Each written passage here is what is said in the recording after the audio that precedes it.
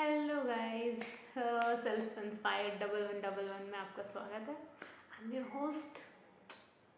So the thing is कि आज मेरे पास एक बहुत ही वाहियात आपके हिसाब से सवाल है। यार, क्या हो गया हम लोगों को? हमारे यहाँ ये एक्स्ट्रा मैरिटल अफेयर क्यों इतने ज़्यादा बढ़ते जा रहे हैं? जिससे प्यार उससे शादी क्यों नहीं हो पा रही है, और अरेंज मैरिज में भी इंसान खुश क्यों नहीं है? डिवोर्स रेट बढ़ते जा रहे हैं और इंसान परेशान। देखो, divorce is a normal thing now, but I feel कि एक्स्ट्रा मैरिटल अफेयर क्यों हो रहे हैं? भाई, जिनको उनका एक्स छोड़ के जाता है वो उससे ये कमिट करता है कहीं ना कहीं कि यार मेरी शादी तो उससे हो रही है, प्यार तो मैं तुझसे ही करता हूँ। भाई, ये वाला कॉन्सेप्ट भगवान के लिए ख़त्म कर दो, क्योंकि थर्ड व्हील बनने का खैर किसी को कोई शौक नहीं होता। ओके। और जो लोग थर्ड व्हील बनाते हैं उनको भी सोचना चाहिए कि यार, अगर मेरी वाइफ ने मेरे साथ अगर ऐसा किया तो मुझे कैसा लगेगा।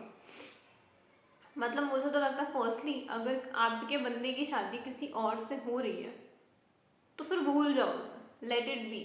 Don't be a Meera or something like that. मत बनो। आई फील कि तुम्हारी भी लाइफ में कुछ ना कुछ चीज़ें होंगी। अगर तुम्हें किसी के साथ नहीं रहना तो सोलो ही रहो, अकेले रहो, इंडिविजुअल रहो, कुछ चीज़ों को एक्सप्लोर करो।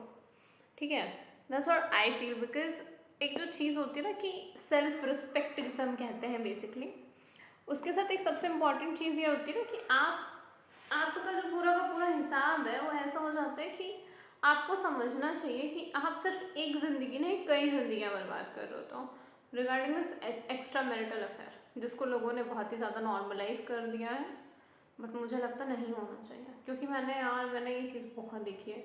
मैरिड लोग बहुत फ्रस्ट्रेटेड होता है। आई बिलीव इन दैट अगर तुम अपनी मैरिज में खुश नहीं हो, don't look forward for extra marital affair.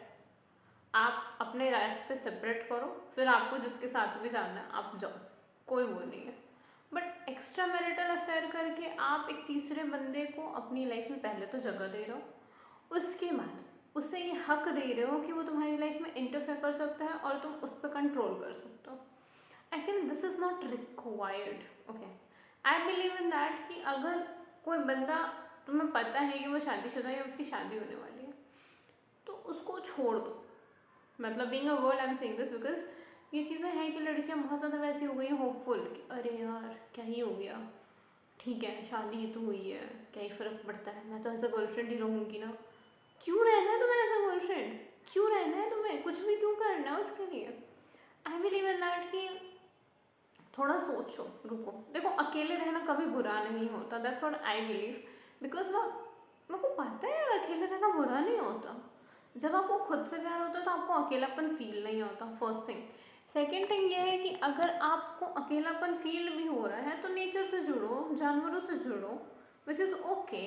But अगर आप किसी दूसरे इंसान से जुड़ रहे हो जिससे तुम्हारा कोई पास्ट था और अभी प्रेजेंट में वो किसी और के साथ है, तो let it go.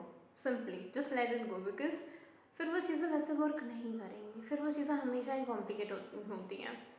I believe in that कि अगर तुम्हारे अंदर ज़रा सी भी तुम्हारी, I am not saying ego, attitude, no, just that self respect है तुम्हारे पास, तो उस इंसान को जाने दो। तुम्हारा अकेलापन तुम्हें कुछ पल के लिए खाएगा, पर तुम अपनी वजह से 3 जिंदगियां बर्बाद कर दोगे। वो, उसकी वाइफ और तुम खुद की, और जो भी उससे जुड़े हुए लोग होंगे उनकी तो अलग ही है। तो आई बिलीव इन दैट कि एक्स्ट्रा मैरिटल अफेयर जैसी कोई चीज़ होनी ही नहीं चाहिए, चाहे वो लड़का हो या लड़की, ये दोनों पे ही एप्लीकेबल है। अगर लड़का किसी पास्ट के साथ जुड़ा रहना चाहता है तो भी गलत है, और लड़की अगर किसी पास्ट के साथ जुड़ी रहना चाहती है तो भी गलत है। ऐसे तुम बहुत सारी चीज़ें खराब करते हो, वो भी दूसरों के लिए नहीं, अपने लिए, अपनी चीज़ें बर्बाद करते हो। सो मुझे लगता है कि इन चीज़ों को ना थोड़ा सा ब्रेक लेना चाहिए, इन चीज़ों को थोड़ा सा सोचना चाहिए कि यार क्या ही कर रहे हैं हम, क्यों कर रहे हैं हम। वो चीज़ है,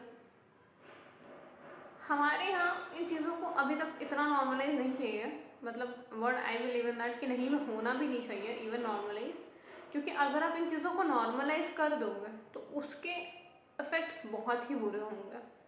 और लोगों के एक्सक्यूजेस हैं कि हमारे पति बहुत बाहर रहते हैं and we are not so physically satisfied with them.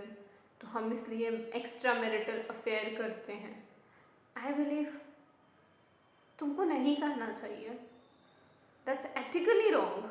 Okay, ethically that is wrong, ethically it's wrong. Okay, तुम्हारा पति कहीं भी है, तुम्हें लगता है कि तुम्हें उसके साथ नहीं होना चाहिए, take a divorce, separate your parts, do whatever you want, that's it. उसके अलावा बाकी जो चीज़ें हैं, even it's applied for boys, even if you are not fucking satisfied with your partner, move ahead, उससे रास्ते अलग करो, उसे क्लैरिटी दो, ख़त्म करो, उसके बाद अपना आगे जो करना है करो। ऐसे 3 पहिए वाला स्कूटर में यार बहुत दिन तक नहीं चलता है। सपोर्ट सिस्टम के साथ तो साला हम लोग को साइकिल चलाना नहीं पसंद करते हैं, तुम तो ज़िंदगी चलाने की बात कर रहे हो, ऐसा थोड़ा ना होता। आप सपोर्ट भी, अगर आपने कोई साइकिल चलानी स्टार्ट करी है तो आप सपोर्ट भी सिर्फ तब तक लेते हो जब तक आपको लगता है कि ज़रूरत है। ओके, एट सम पॉइंट लड़के को ये चीज़ रियलाइज़ हो जाती है कि यार जो मैं कर रहा हूँ वो गलत है। ओके, या तो उसे ये रियलाइज़ हो जाता है कि जिसके साथ मैं हूँ वो गलत है और जिसके साथ मैं नहीं हूँ वो सही है।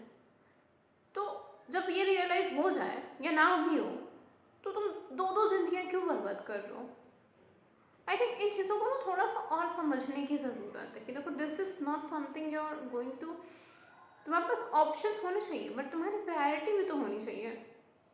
ऑप्शन सिर्फ तब तक जब तक तुम अनमैरिड हो। ओके, एंड प्रायोरिटीज चेंज होती हैं मैरिज के बाद। I see so many people जो चेंज हो जाते हैं, but I don't believe this कि people are like this to everybody. Mean लड़कियां भी ये चीज़ बोलती हैं कि I am not satisfied with this and all that, I don't get it. If you not satisfied, separate your parts.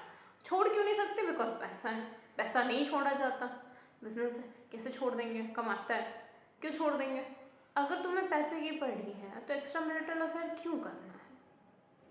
And I don't get it कि इन चीज़ों को लेकर के लोग इतना नॉर्मल कैसे हो जाते हैं।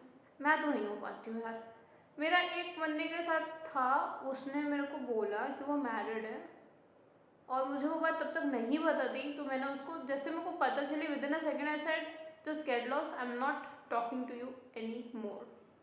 मैं तुमसे कोई बात नहीं करूँगी और मैं किसी भी मैरिड पर्सन के साथ कोई डीलिंग नहीं करती हूँ। मुझे कुछ मज़ा नहीं आता उनके साथ बात करने में।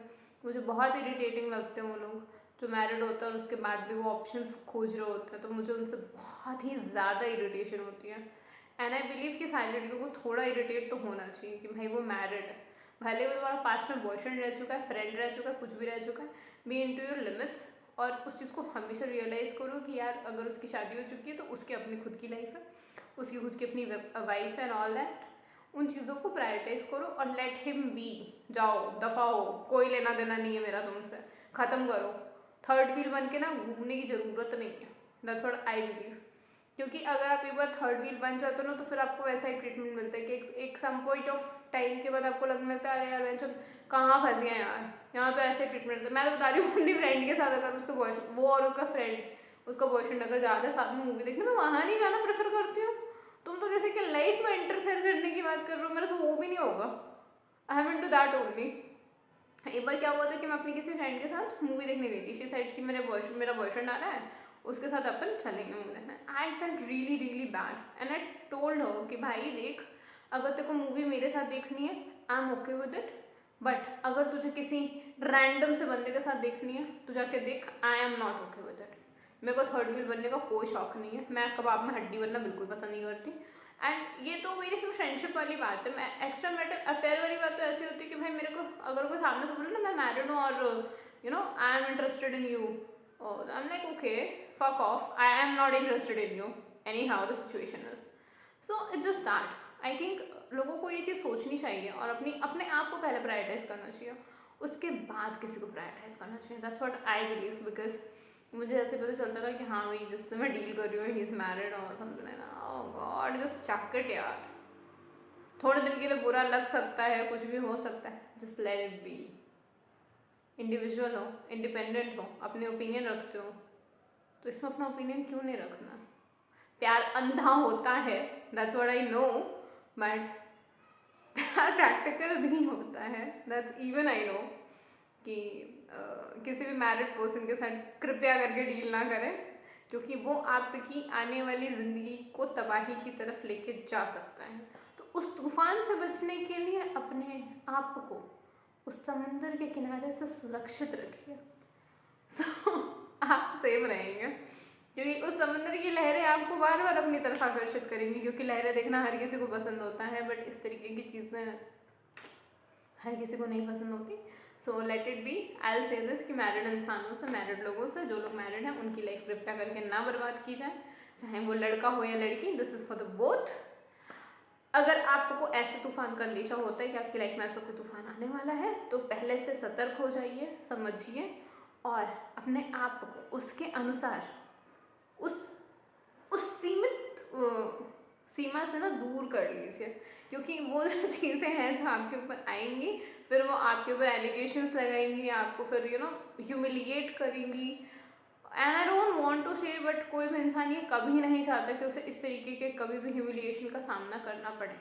ओके, सो लड़के लड़कियों, बोथ ऑफ यू, अगर किसी मैरिड इंसान से डील कर रहे हो, कृपया करके एक सुरक्षित दूरी बना लें, ताकि आपको आपकी सीमा पता हो और उन्हें अपनी सीमा पता हो।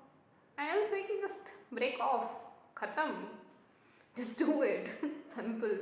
भाई देखो, ऑप्शंस की कमी है, करोड़ों की जनसंख्या है और उसमें कोई ना कोई तो मिल ही जाएगा ऐसा जो तुम्हारे लिए बना हो। तो इसमें तुम्हें जो किसी और के लिए बना है उसके पास जाने की कतई ज़रूरत नहीं है।